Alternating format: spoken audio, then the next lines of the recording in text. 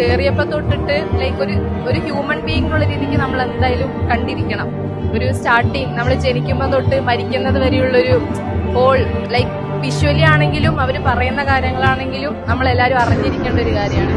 ഞാൻ പറയും must watch ആണ്, എല്ലാവരും വന്ന് കാണണം, എക്സ്പീരിയൻസ് ചെയ്യണം എന്ന് പറഞ്ഞാൽ ഇവരെല്ലാം എക്സ്പ്ലെയിൻ ചെയ്യുന്നുണ്ട് പ്രോപ്പറായിട്ട്. ഓരോ ഏരിയയിലും ആൾക്കാർ നിന്ന് നമുക്ക് വേണ്ട നമ്മളെ ഡൗട്ട്സ് ക്ലിയർ ചെയ്യുന്നു, എന്താണെന്നുള്ളത് പ്രോപ്പറായിട്ട് എക്സ്പീരിയൻസ് ചെയ്യാൻ പറ്റും. അവർ പറയുമ്പോൾ നമുക്ക് മനസ്സിലാവും ഓക്കെ ഇതാണ്.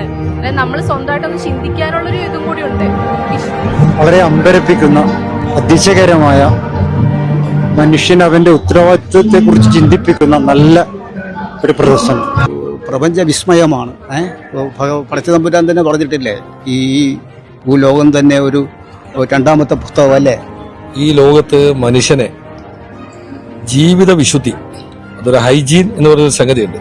ആ ഹൈജീൻ ജീവിത വിശുദ്ധി എന്താവണം എന്ന് പറയുന്ന നല്ല സിലബസാണ് എക്സിബിഷൻ.